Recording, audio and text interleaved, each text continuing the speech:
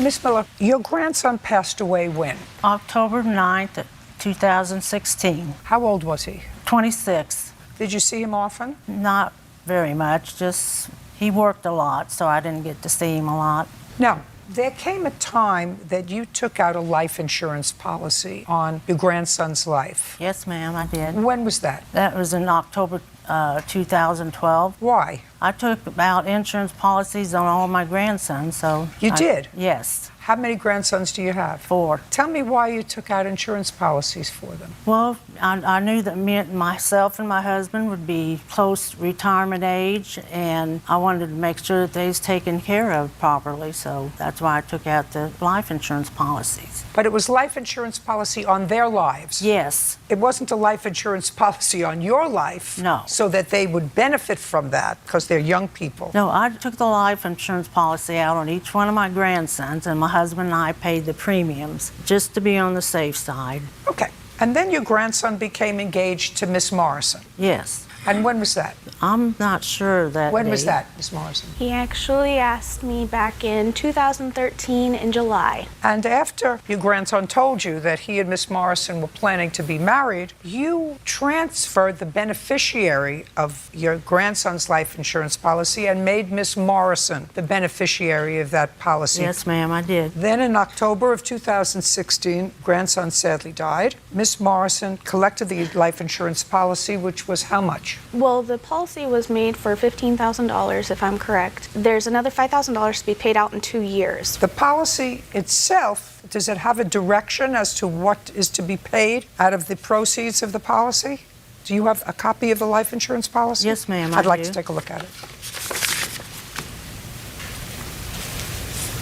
Because what this lawsuit is about is Miss Morrison collected the $10,000 on the life insurance policy. She paid for the funeral, which amounted to a little over $6,300. And you're suing her now for $2,000 because you want her to pay for a headstone. Yes, ma'am. That's what the lawsuit is about.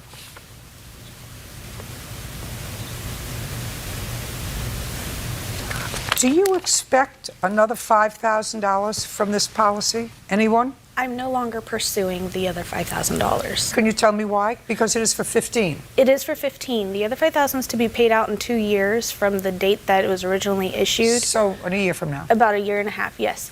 But I do not want to pursue it because it's become too much of a hassle. I did not know I was the beneficiary at the beginning of this whole situation. No, you're all right. Shh, shh.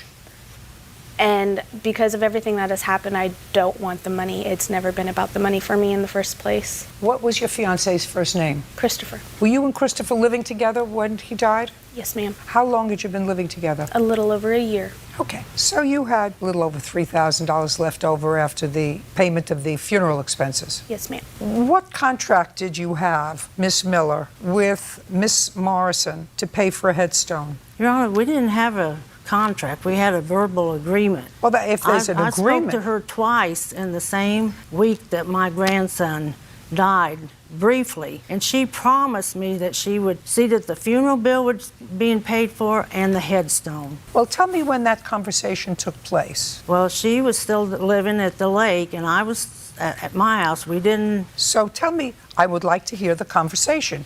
Because at that time, did she know that she was the beneficiary of the... She knew. Shh. At that time that Christopher died, had she been made aware that she was the beneficiary of a life insurance policy? Yes, ma'am, she knew it before then. Who told her? Christopher did. Okay, well, I can't tell that, and you can't tell her that either. All right, so after Christopher was there died... whenever I talked to Christopher, it doesn't matter. Was there. I'm listening to the conversation. Sit. It doesn't matter. I've asked you. You tell me. You called her and you said to her, I want you to pay, or you're going to pay for the funeral out of the life insurance policy. You had to have said that to her. Yes, I said... Just a second. You had to have said that to her. Or did she say to you, out of the insurance policy, I will pay for the funeral? Which way did it happen? No, that I'm going to believe? I told her that those two things needed to be taken care of. So, whatever was left, she could spend whatever she wanted. That's not up to you. That's not up to you. There's nothing in here that suggests that you have any right to direct what that $10,000 was to be used for. I've just read the contract.